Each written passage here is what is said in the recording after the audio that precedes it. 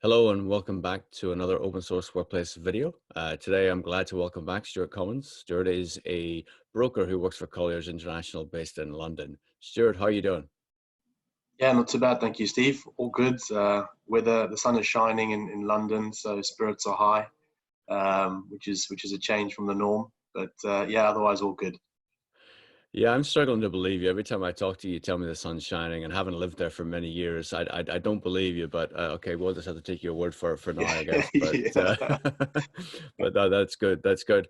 How's the family? How are things in the UK related to COVID at the moment? Yeah, I mean, family are good. I think we've got into a routine now, and I think you take each day as it comes. It does tend you do tend to find that the weeks just merge into one day. It really does go by pretty quickly. But I think, as I said, we've got into a routine. Life in London, I think there's a bit of a feeling that hopefully the pressures of lockdown might ease come Sunday. When the Prime Minister talks and about various measures that will be implemented going forward. So I think there's hope that hopefully we'll have a bit more kind of lax on our current measures at stake. But otherwise, it is what it is. I think we're in a similar situation to most other countries.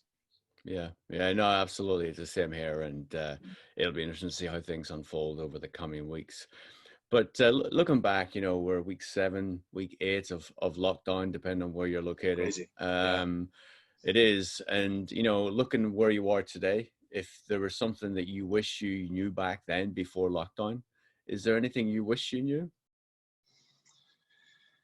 Yeah, I think it's a good question. I think they're probably two important things, and they probably go side by side. The one is without doubt the social interaction element. Yes, we're able to have Zoom calls, and yes, we're able to have dialogue with our colleagues and clients, etc. But there is a massive difference between having a human interaction. That's not only on a business level. That's also on a personal level. Just your friends, your family. I think that's the one thing that I didn't think would be such a major pressure. And I've certainly found that just the importance of human interaction. If I look at it from a business side of things, the one thing that which I struggle with at the moment is just being able to have a coffee with someone, or have a face-to-face meeting where you can read the room, read the atmosphere, understand what your client is thinking.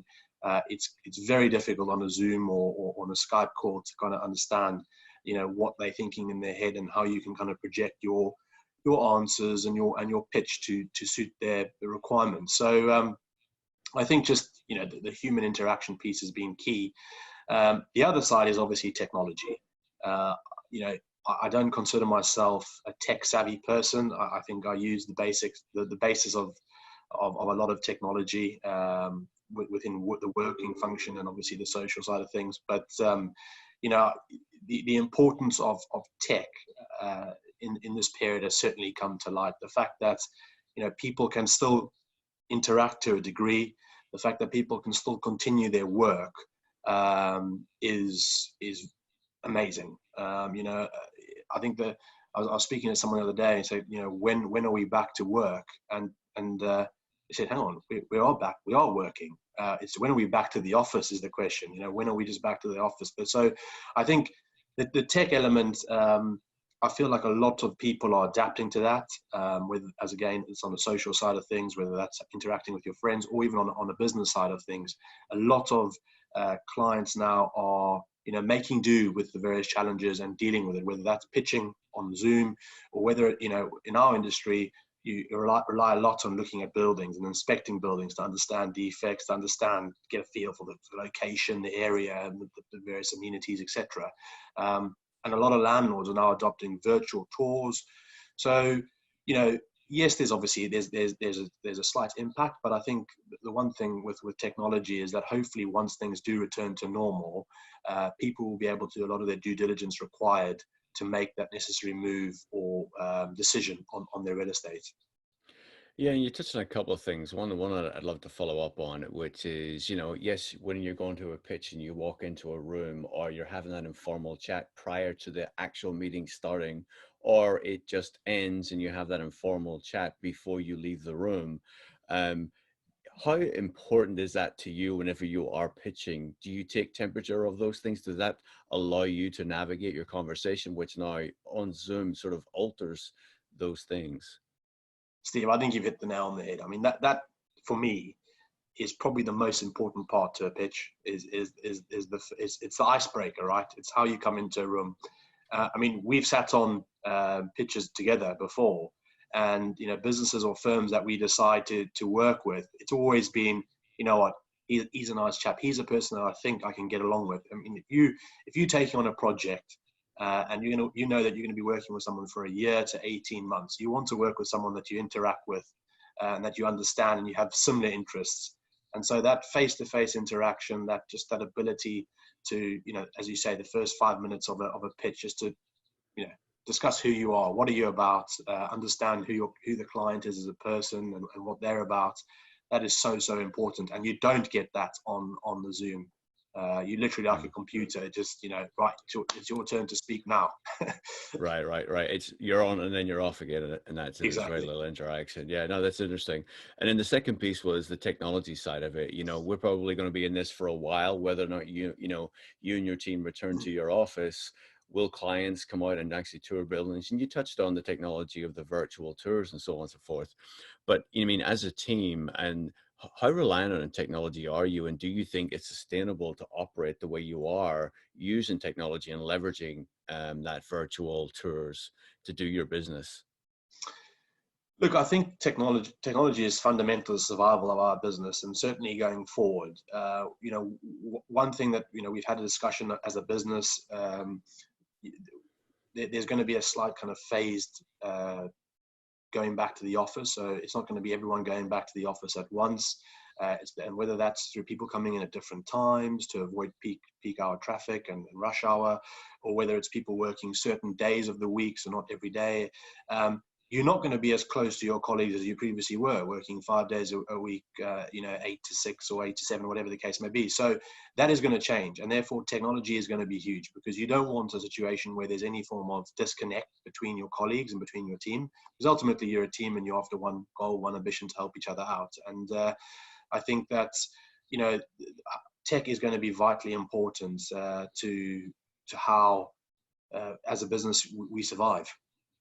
Yeah, and then you touched on something else, so I want to pull that thread a little bit more as well. So you mentioned staggered times getting into the office, teams rotating, not everyone get into the office, so therefore it leads to the question: do people need the same amount of real estate? Do companies need to change their work practices or work strategies? And then, with that sort of mindset, how's that impacting the London market and what your Yeah. clients are maybe asking for? Steve, I mean, this situation is so fluid. It really it changes on such a regular basis. And there are two trains of thought that are currently going around. Um, you know, the one element is that certain businesses will survive this, and certainly they will have to adopt new ways of working.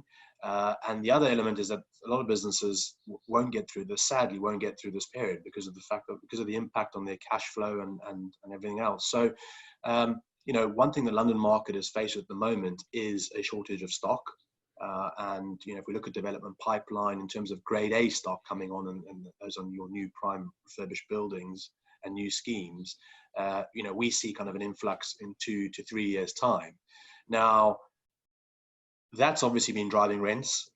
It's made it very much a landlord-dominated market in terms of your rents and your other incentives. And with businesses either dissolving or adopting new ways of working, I certainly predict a new kind of flush of grade B, secondhand space, what we call it, coming to the market, which could create interesting value for a lot of occupiers. But again, it really is too early to tell. I think a lot of businesses have found that with this new working from home kind of concept, they can afford to reduce headcount and take on less space with a lot of their work functions from home. But the other train of thought is it comes to health and safety and hygiene, and the fact that, when we are back in the office, what used to be kind of hot desking and sharing computers and all of that, we need to look at that, because there's a health risk involved. And what is the spaces of desks, and how previously people are working off occupational densities of 1 to 8 or 1 to 6. Now it might be that we find people are working off occupational densities of 1 to 12, and therefore you might reduce head count, but your space take might be the same, because you need to accommodate those new working practices and various measures. No, I think it's a great point, and I think no one knows the answer. It's going to be really interesting to see how we go Yeah. through this and navigate it through market to market, company by company, industry by industry. It's going to be fascinating, and that's why I'm really enjoying these ongoing conversations, because we're getting able to touch on these different elements of what is front of mind and what you're saying. So Stuart, look, thank you. I appreciate you giving us your time yet again, and I look No, forward thanks, to Steve. catching up very soon. Thank you, Steve. I appreciate that.